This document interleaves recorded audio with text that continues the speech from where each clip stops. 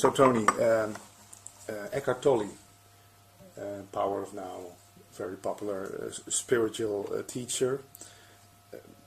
You once called him a monster, or the things no, or is that just somebody just might gossip? have said I did. It's gossip. Yeah. Of course, he's not a monster. There's no such person as Eckhart Tolle. No. There's no such person as Tony Parsons. Oh no, but there's no connection between what he communicates and what's communicated out of the outside. There simply is no connection, because again, he is a teacher of becoming. He's what I call a teacher of becoming. He's teaching people that they have free will and choice, and they can move from A to B. So there's no connection between what he says and what's being. As far as I'm concerned, that is not non-dual.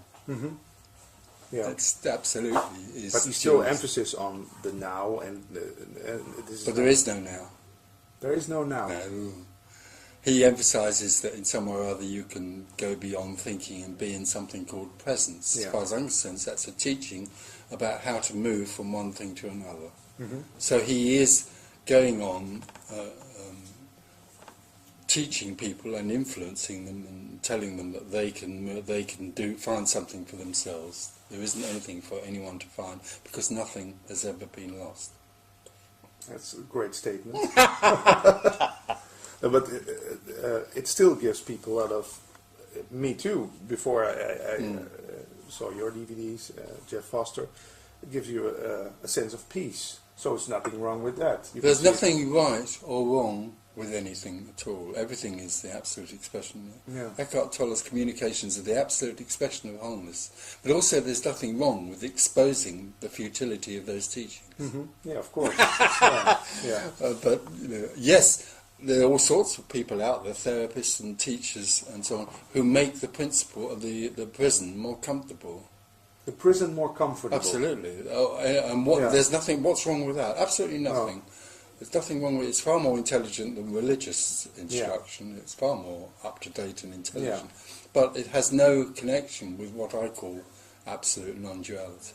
The two don't meet. One is comforting her and helping people. The other one is pointing to something beyond that. So you say even calling this only the now is There isn't a now. There is a now. The now makes it another. I must now live in the now. It's like the girl looking in the mirror and saying, "Oh, tomorrow morning I'm going to start living in the now." It's like living in the moment. How can anyone live in the moment? It's like, how can anybody see their own absence? How can anybody know what this is? Because what is being talked about is totally unknowable. And can't be grasped. It can't be grasped. It can't be known. Nobody can ever know it. So, the idea of seeking for it is futile. But isn't that what people always want? Trying to grasp anything. Trying to catch little parts of life, or. But you know what's interesting is that when people come to these meetings and hear something that's completely radically different and completely uncompromising, doesn't recognise the person or the separate person, something energetically happens.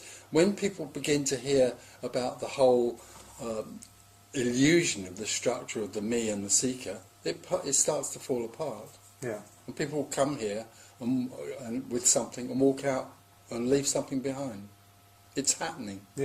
Because something else absolutely recognises this absolutely radical and very simple message. They recognise it. Something resonates, not with the person, but something else resonates. That's beyond the whole idea that there's anything defined. Isn't everything a recognition in?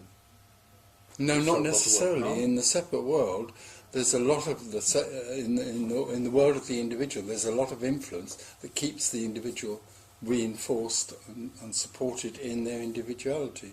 If you think about the media and all of that, it goes on, encouraging the idea of individuality and celebrity. So the world we live in definitely reinforces a sense of being separate.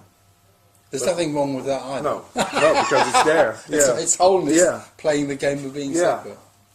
But talk about recognition, the things that really touch you, like pain you see in other people, or a beautiful piece of art, that's recognition of it's an of emotional. oneness. It's in no.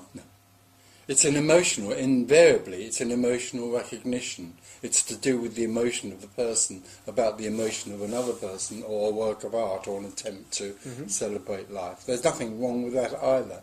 But oneness is not to do with an emotion. It's beyond emotion. You can't recognize it in It's anything. totally unrecognised. Nobody can ever describe it. We have people who are becoming liberated all over the place, and they keep on saying to me, Tony, I've listened to you, and you've tried to describe oneness, and you can't describe it to me, and I now can't tell you what's happened here. I can't describe it. Nobody ever can.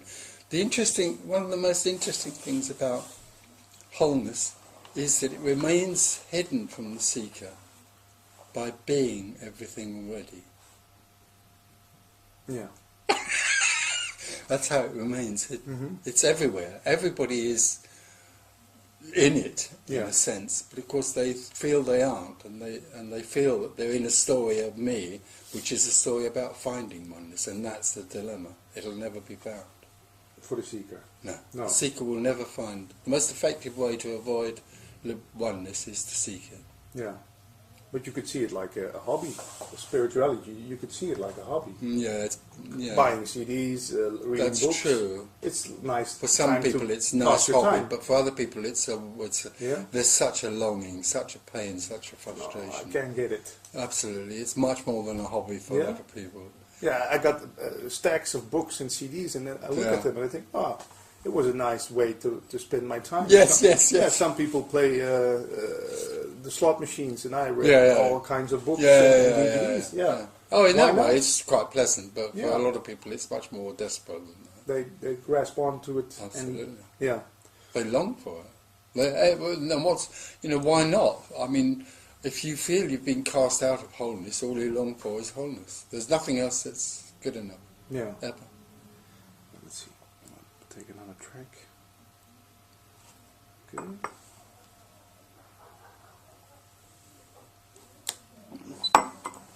Still got... Yeah, well, okay, fine. I don't actually start at 2. Because people... Yeah. Especially in Amsterdam, funny enough. Come in late. Yeah? There are a lot of people sitting in the And in Ireland too. If you go to Dublin, they're all tailboats. Yeah? Coming half an hour Yeah. after or even Say an hour. hello. Amazing.